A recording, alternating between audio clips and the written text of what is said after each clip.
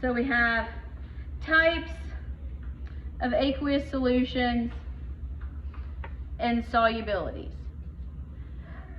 I'm going to cover these briefly because we're going to talk a whole lot about them in 180, but I'll at least tell you what they are. So if you have what is called a strong electrolyte, that means the particles, yes, they're dissociated. Dissociated means broken apart. So they're split. They're both dissolved in solution. And that's going to form many charged particles.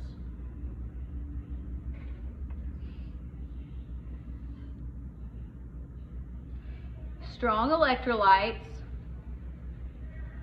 because they have a bunch of charged particles in solution, yes, they do conduct electricity.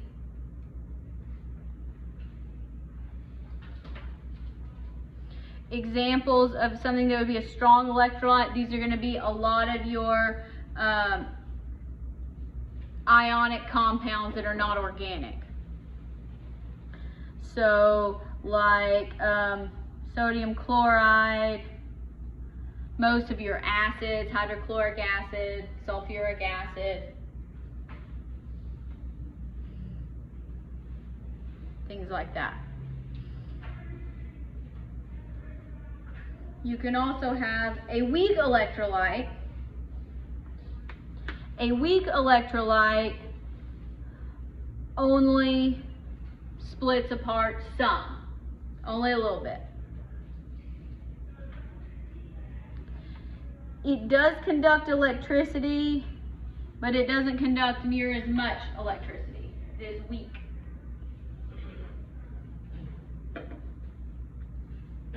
Example of a weak electrolyte, these are going to be most of your organic acids, organic compounds. So acetic acid, so that's H with an acetate.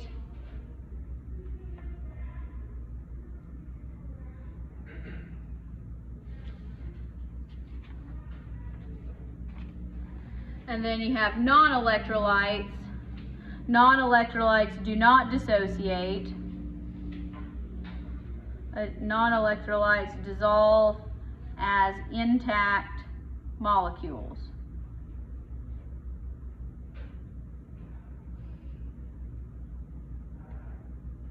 If you have no charged particles in solution, you absolutely cannot conduct electricity. Because electricity sounds like electrons, right? That's exactly what it is. Electricity is the transfer of electrons. If you have no electrons in the solution, you cannot transfer them. All right, example here, sugar. Most of a lot of these are going to be organic compounds.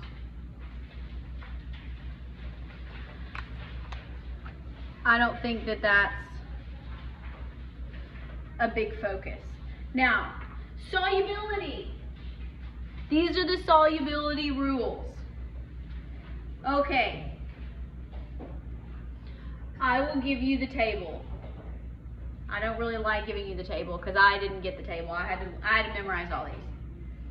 So, you're welcome in advance. So, you have to, this is for compounds that are in water. You have to look at what they're made of. So, if you look here at the top, these compounds are generally going to be soluble, and are there exceptions? So, the first thing you do is you look to see if it has any of these. And if it does, and it's not part of an exception, then it is soluble. Then you look at these ions, and these are generally insoluble. Insoluble means not soluble, not going to dissolve.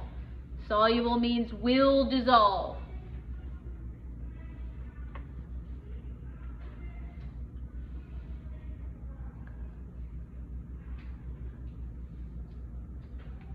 So most of these are going to be your group 1, your alkali metals, lithium, sodium, potassium. You can go on down a little bit further, but these are the ones.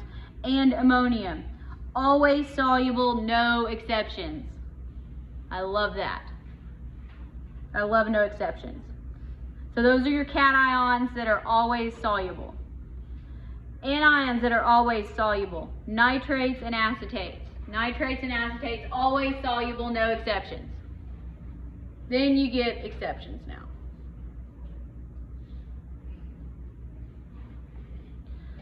Most of your halogen ions, which are referred to as halides, halogen ions, halogen anions, they are soluble unless they're stuck with one of these. Silver, mercury 1, or lead 2. Notice it says lead 2, not lead 4, so you may have to check.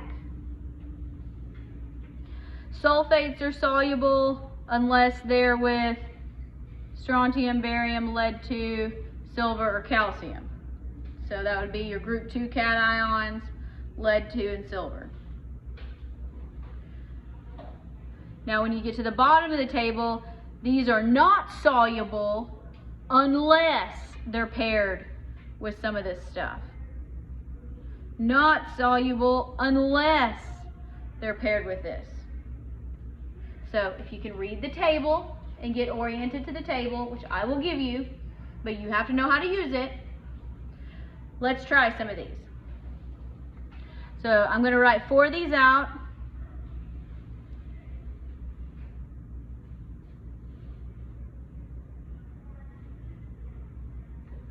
And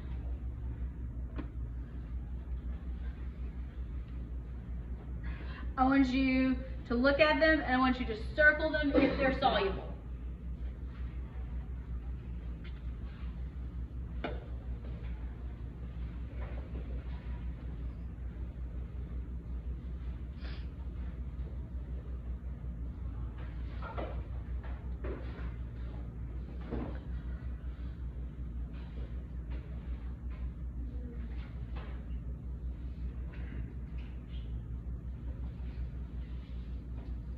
So it helps if you can name them.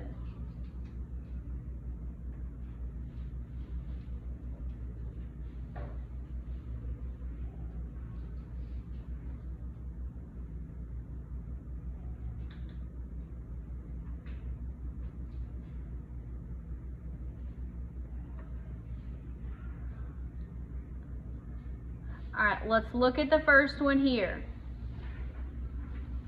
What are its components? PB is lead. This is chloride.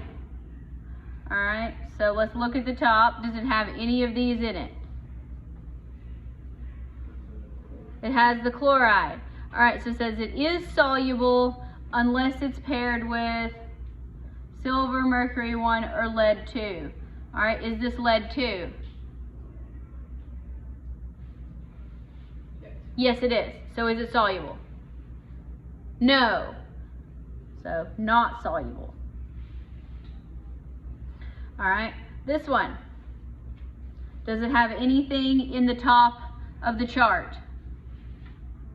Chlorine again. Yes, chloride. Is it paired with any of these exceptions? No. So is it soluble? Yes. Soluble, no exceptions.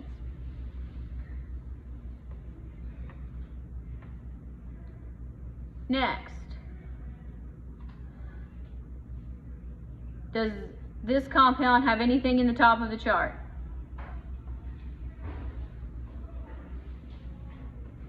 Yes, which one?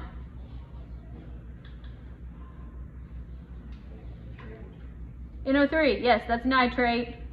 Practice that. NO3 minus 1 nitrate. Need to know it. All right. Are soluble, no exceptions. Nitrates, always soluble, no exceptions. All right. Now, this one. Does it have anything from the top of the chart? Sulfate, yes. Sulfates are soluble unless paired with one of these. Is it soluble? No, because it's paired with barium. Not soluble. Let's try some more.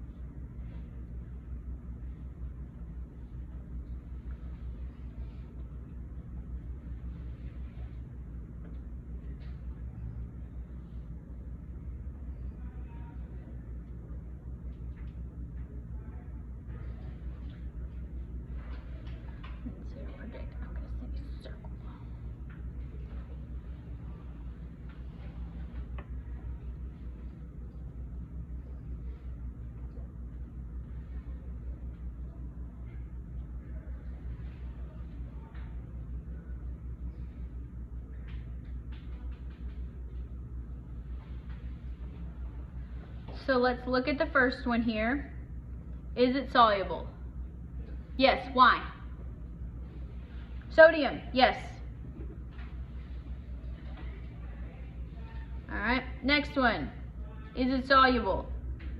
No. Why not?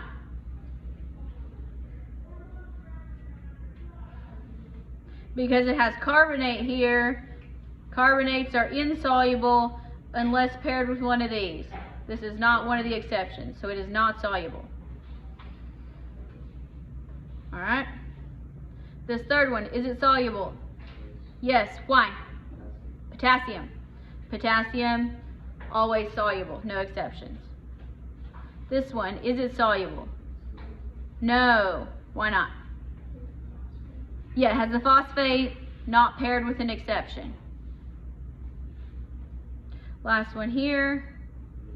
Yes, it is soluble because of sodium. Good. One more round. This is important. You need to be able to do this.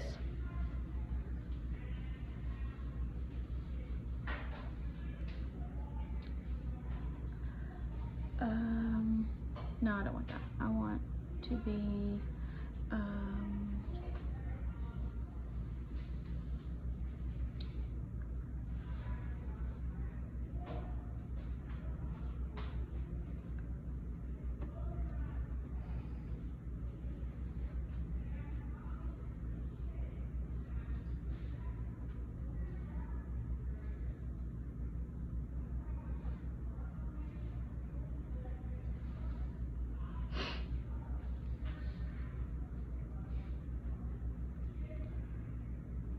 So how about this first one? Is it soluble? No, it is not. Because of, it's not soluble. Because it's a sulfate, but it's paired with lead 2. Because sulfate is -2, that means lead has to be +2.